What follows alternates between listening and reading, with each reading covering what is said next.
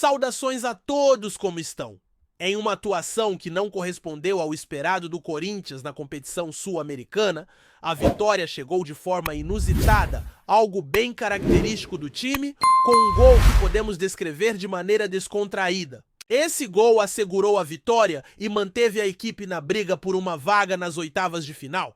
É exatamente o tipo de gol que surpreende sendo celebrado mesmo em meio a dificuldades e que retrata bem a essência do Corinthians. O placar final foi de 1-0, garantindo assim a vitória sobre o Racing do Uruguai. Não há outra forma de narrar.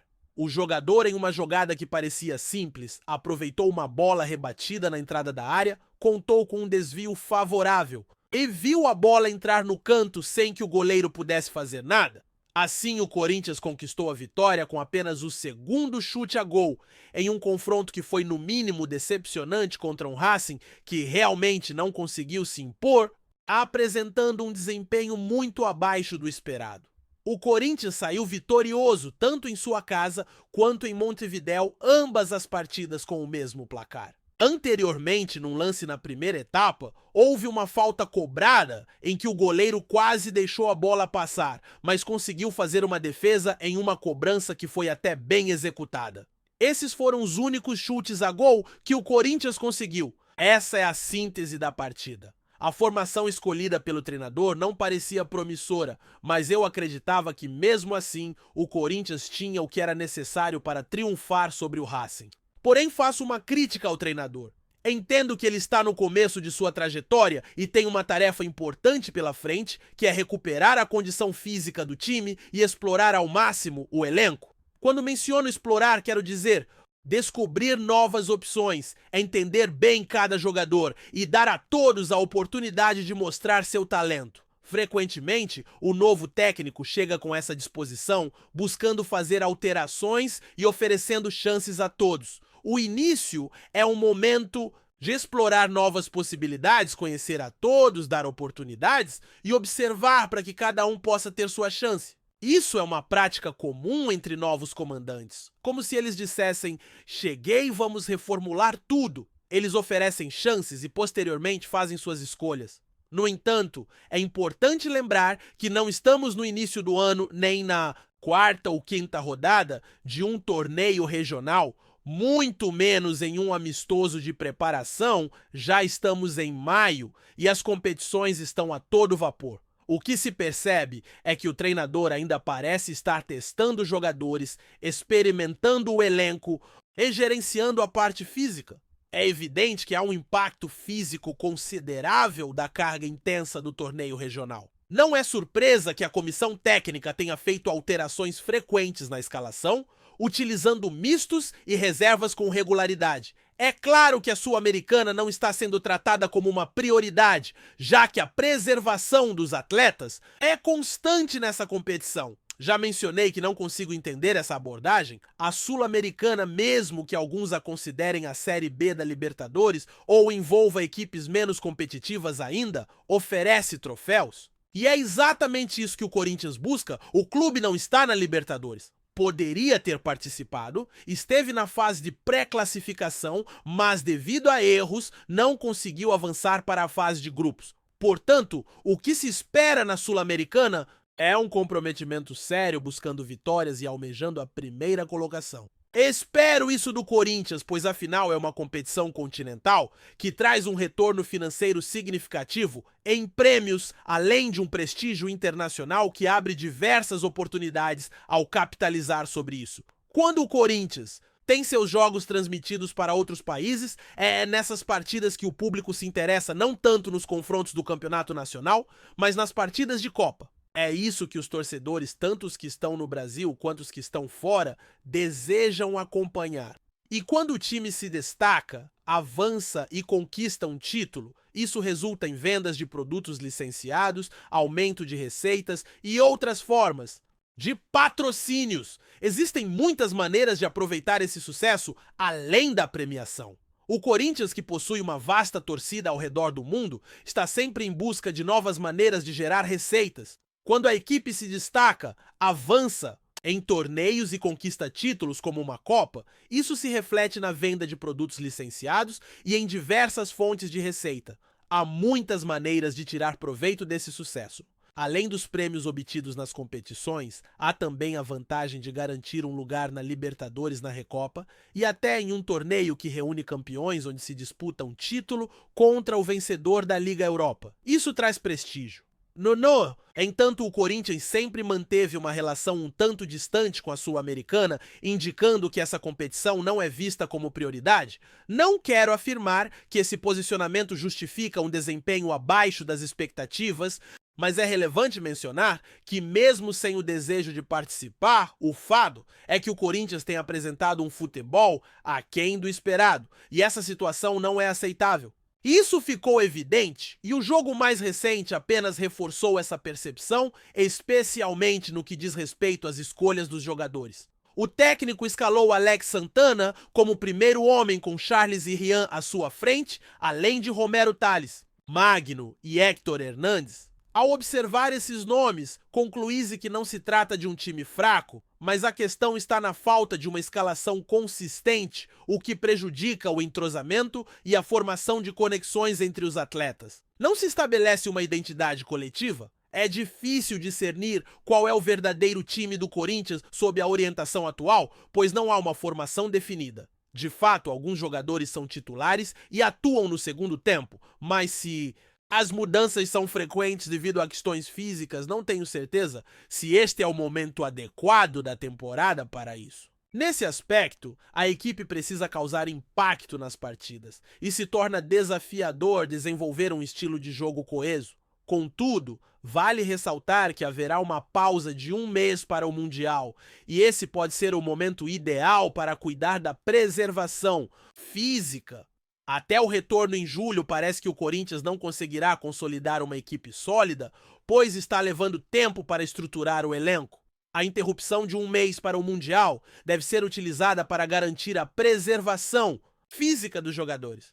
Até o retorno em julho, parece que o Corinthians não terá um grupo unificado sob a direção do técnico que está enfrentando dificuldades para montar essa equipe, especialmente devido a problemas físicos. Contudo, é urgente a necessidade de formar um time que possua conexão, entrosamento e um certo dinamismo. A situação não avança. Estou preocupado, pois reconheço que é cedo e que o técnico está iniciando sua trajetória, mas até agora o que realmente observamos, para ser sincero, não sei exatamente o que percebi nos 2 primeiros jogos. No início, pensei que houvesse algo positivo como a mudança no estilo de jogo, mais oportunidades para os atletas e a definição de um jogador como primeiro volante. Na partida inaugural, a equipe não sofreu gols, mas no segundo jogo enfrentamos uma situação desafiadora, perdendo por 4-2. Um jogador frequentemente mencionado não se firmou como uma opção confiável. A defesa ainda carece de solidez.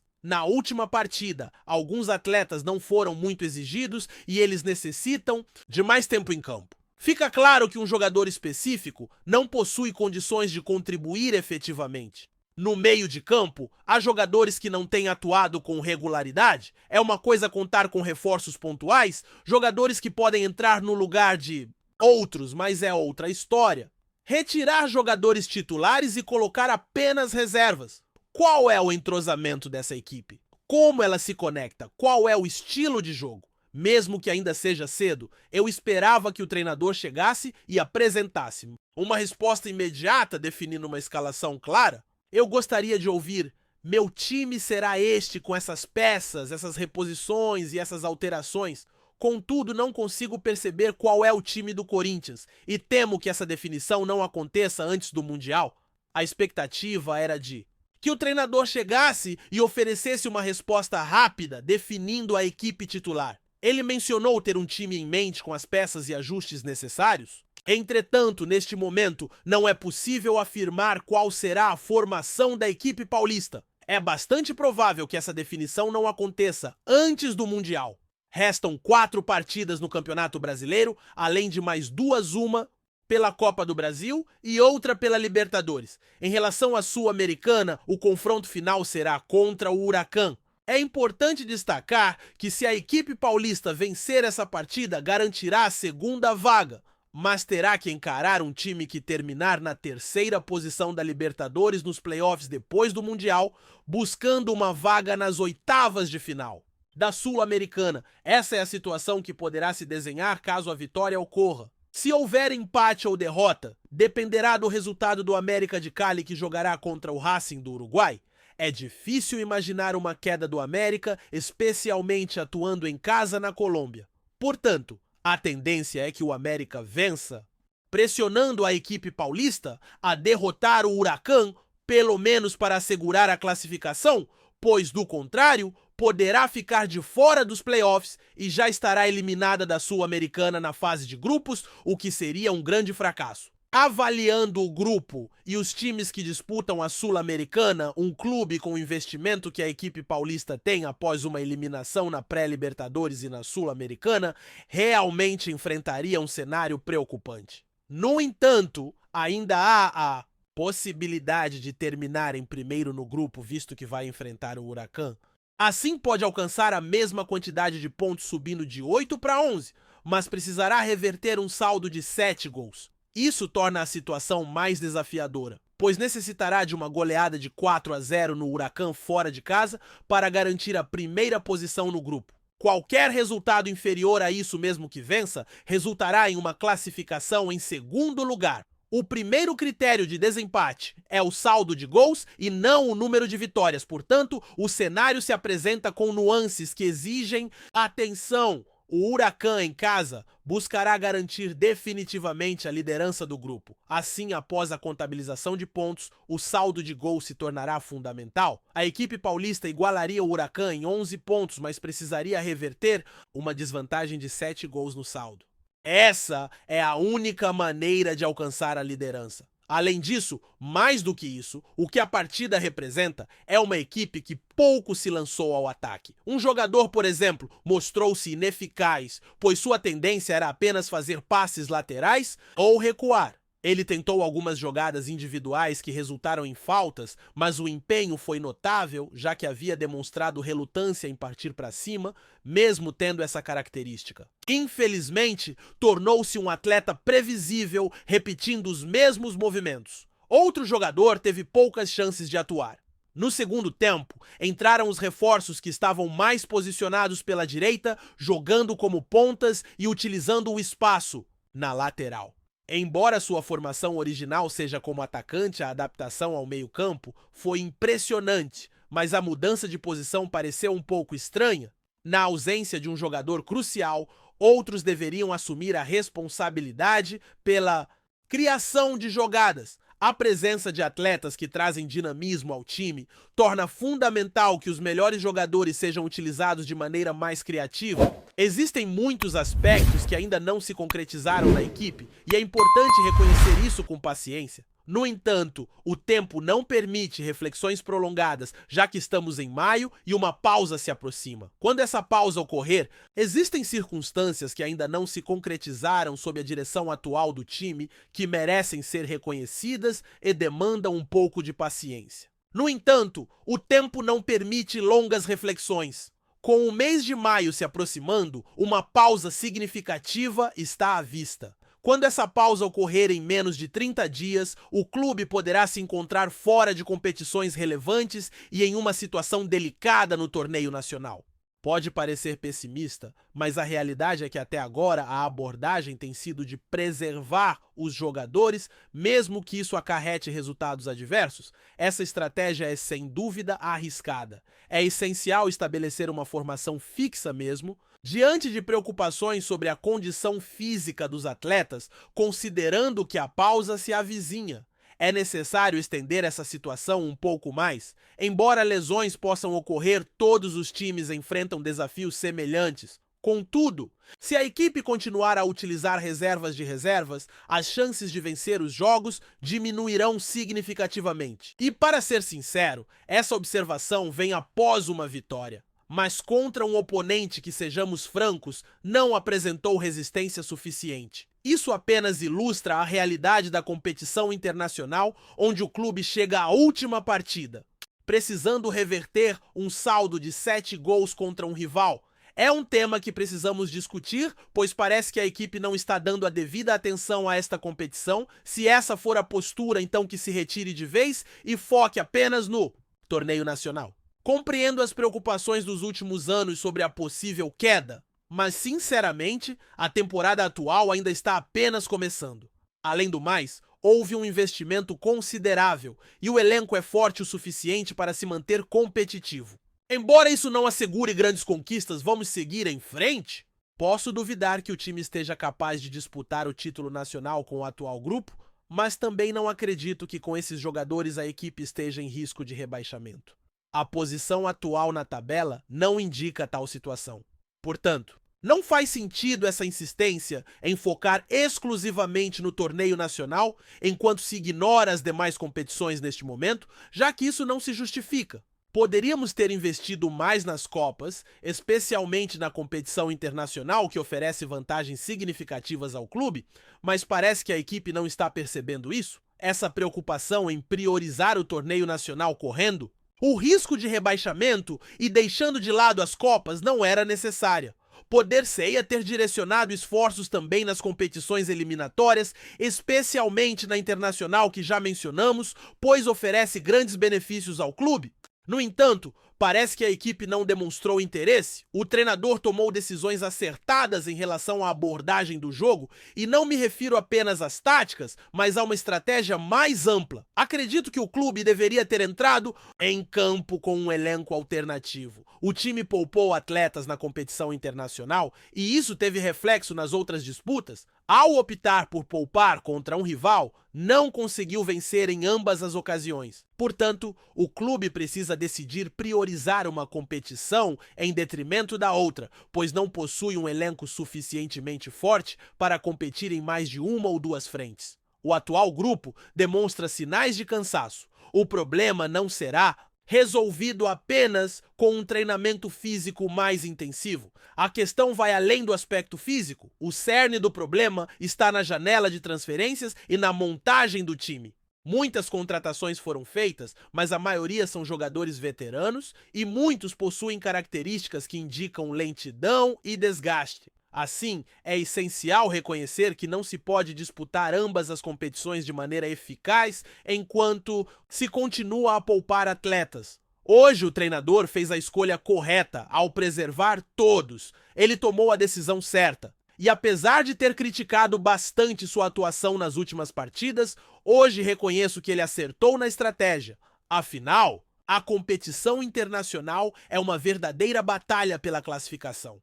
Mesmo com a vitória de hoje, a situação ainda é desafiadora. Já fizemos as contas e sabemos que é preciso vencer o próximo adversário e torcer para que outro rival não tenha um bom desempenho, enfrentando uma equipe que honestamente não teria condições de disputar nem mesmo a terceira divisão do campeonato nacional. E isso não é um exagero.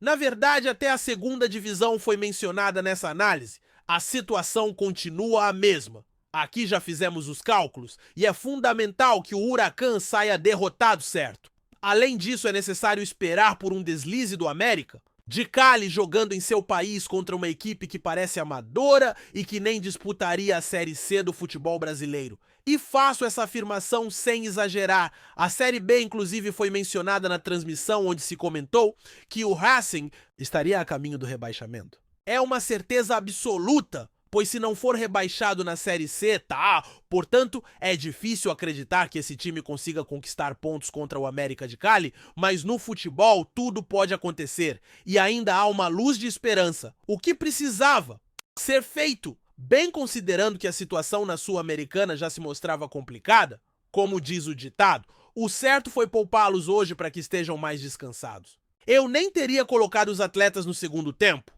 O que quero dizer é que a abordagem do treinador estava correta, porém ele comete um erro na formação tática que ainda não se encaixa no Corinthians que está se limitando. Vou detalhar. E isso mais adiante, mas na estratégia ele acertou ao escalar os reservas na Sul-Americana para poder enfrentar o Santos no domingo em igualdade de condições. Se o Corinthians entrasse em campo com os titulares hoje, esse time cansado certamente perderia para o Santos na Neoquímica Arena e permitiria que o Santos ressurgisse. isso iria acontecer principalmente na ausência dos jogadores que fazem a diferença. Não é.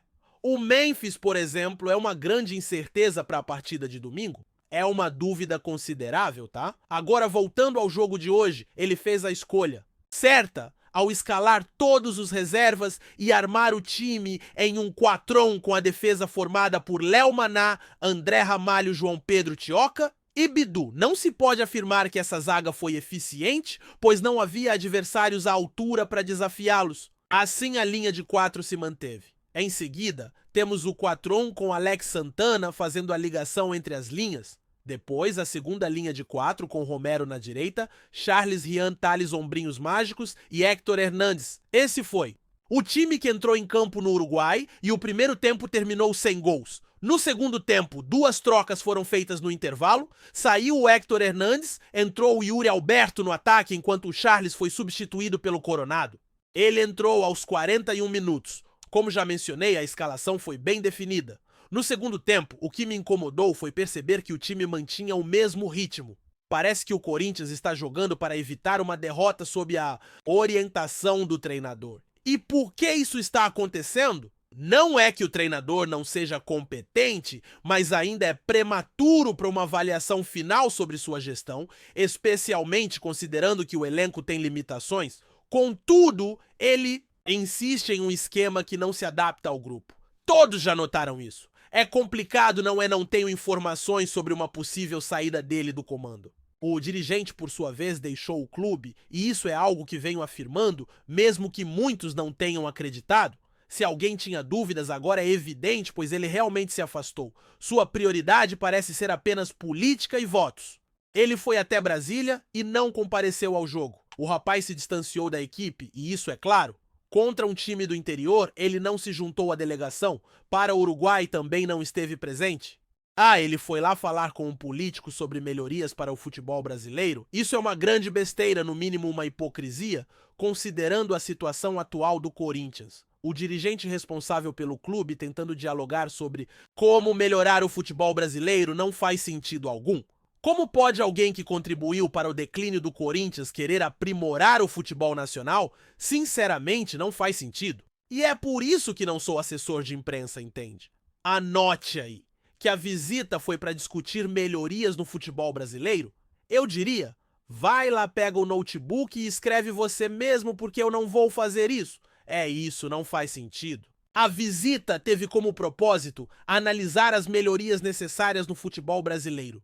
Eu mencionei que não seria produtivo, achando mais adequado utilizar o computador para redigir minhas ideias, pois não fazia muito sentido.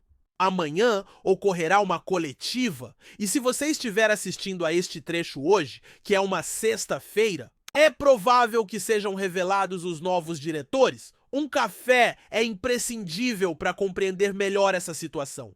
Vamos discutir sobre a vitória do time, sobre a orientação de um treinador que necessita de mais tempo para moldar suas táticas e desenvolver a equipe que não tem demonstrado um bom desempenho, ao contrário do que ocorria no passado. Essa disparidade é evidente e pode estar relacionada ao fato de o treinador estar se adaptando e procurando um esquema tático que funcione. Penso que voltar a um modelo anterior poderia ser uma boa opção, mas ele está em busca de novas maneiras de se jogar.